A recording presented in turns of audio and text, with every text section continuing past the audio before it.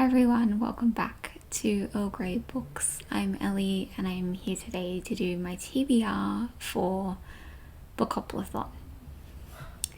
So I'm sure you all know what this is about. This is a month-long readathon in September, hosted by Becca and the books, and it follows her TBR game, Bookopoly. There's a whole board. You just move around the board and pick prompts for the squares that you land on. So we're going to jump into it. I'm going to show you my TBR and we'll see how I go. So Becca usually does 5 rolls. I, however, decided to do 7 because I'm a relatively quick reader and hopefully I can manage to get through these. I did film my rolls. I'm not sure how good this is going to be, but I did use physical dice but the electronic board and just followed around as a PDF. So here we go. If the roll footage turns out okay, I will insert it here at the start of each one. But for roll number 1, the prompt I landed on was pattern and text. So this is a cover that is primarily either a pattern or a text or both. For this one, I struggled a little bit, but I decided to go with Jade City by Fonda Lee because really wanted to get to this one and I've been putting it off for a really long time, and I would argue that the title is most of the cover. There's a little bit of something in the background but you can't really see what it is. So that is my first one. I think, oh yeah, for sure this is the chunkiest book on here, but I am excited to get to it. Roll number 2 landed me on published since 2020. With this one I went with The Marvelers by Donielle Clayton, which came out a few months ago, if that. I think it was at the start of July. I'm super excited for this one. This is Donielle Clayton's first middle grade. She has written YA in the past, so I'm super excited to get to this one, and since it's a middle grade it'll be a nice quick read, which is always nice for a readathon. The next one I landed on was TBR game, and this was the one that I was most nervous about, and that's it's really fun, but I didn't want to really play a TBR game.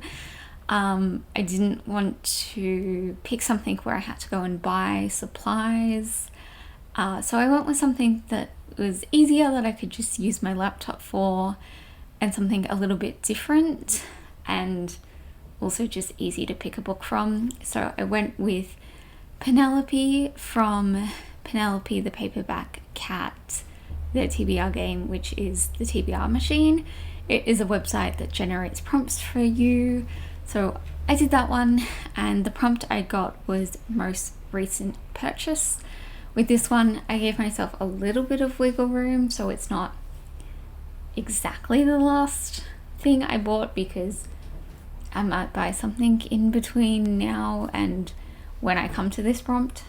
So I went with one in my last 5 purchases, which is My Mechanical Romance by Alexine Farrell Falmouth.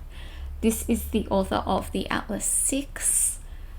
This is a YA contemporary romance, and it just sounds adorable. It's nice and thin, so it'll be a quick read, and I'm just super excited to get to it.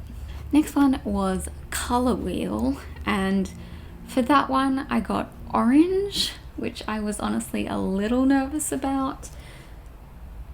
And then I remembered I had Sweetest in the Gale by Olivia Dade, which is, again, reasonably short, These are all little novellas. So this is 3 novellas from this There's Something About Marysburg series. So this is technically the 3rd book in the series, but it is 3 novellas. Definitely got some light orange going on in the trees and across the back, and again, it's not too long. Trying to be nice to myself with these. Next was winter, and for that I went with Uprooted because I feel like there's kind of some wintry vibes in the cover, with the white, kind of imagine like snow and things like that. It's also a fantasy, which always kind of gives off wintry vibes to me, and it is dragons, a little bit of Beauty and the Beast retelling, I believe, and all of that just says winter to me. So I'm really excited for this one. I just got this recently, but yeah, I'm excited to finally get to it. It's been on my like mental TBR for ages.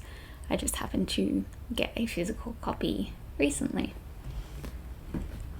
Next was Small Book, which is a book under 300 pages. I had this plan with this one was to go with an Agatha Christie, and then the next like 3 books in the series that I want to read were all some of the bigger books in the series, so that didn't work out.